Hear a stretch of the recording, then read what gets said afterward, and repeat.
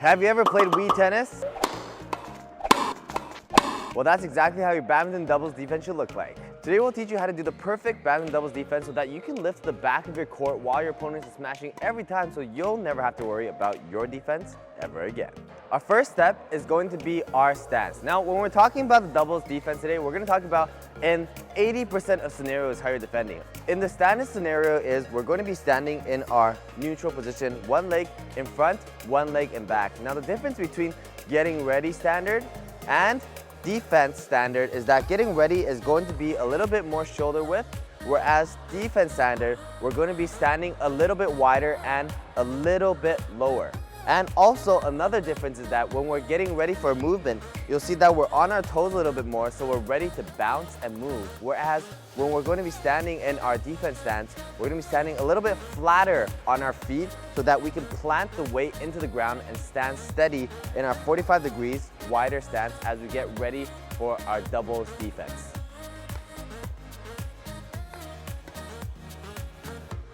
Next, we're going to talk about the grip of our racket. What we're going to be doing is rotating our racket so our thumb is a bit more on the flat part as we're defending.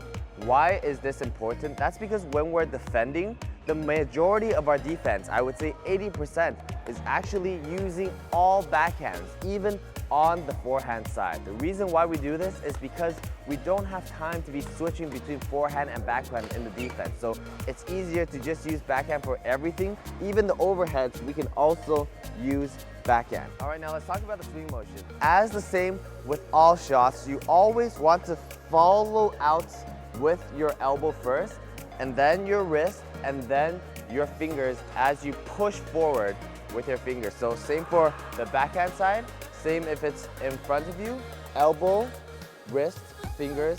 Same if it's on your forehand side, elbow, even though it's a little less on this side, but you still want to think of the elbow. Elbow, wrist, fingers. No matter where it is in your swing on your defense, it's always elbow, wrist, and fingers so that you can smoothly guide it out. Because if you did not lead with your elbow and you started doing this, first of all, your direction would be going all over the place. Second of all, you won't be able to follow through on your swing and give it that proper control to always hit it to the back of the court.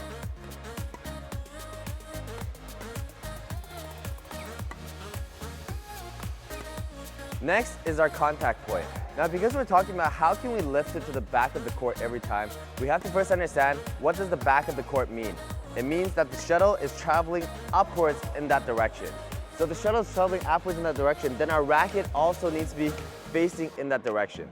So that only forces us to have a contact point in a certain area. If we want to hit to the back of the court every time, we have to make sure our contact point is always in front of us. You want to imagine a 45-degree line where you're hitting all the time for your defense, because even your defense shots need to be on the offensive. So hitting over here as you lead up, you see contact point is facing up, same as the middle, same as on the backhand side. As we lead up, we want to make sure our contact point is facing up and then following all the way through.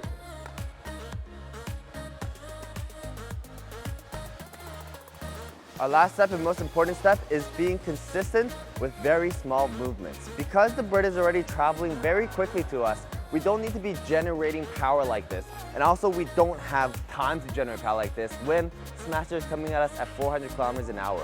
Instead, all we want to do is keep it small and redirect the shuttlecock to where we want it to go. So we're just trying to get in position as fast as we can and angling our racket so that it travels up with a little bit of a small push like this. So usually this is all you need when you're defending, rather than this, where you're actually not generating that much power because you're too flimsy. So keep it small, keep it tight, and just focus on a redirection of smashes.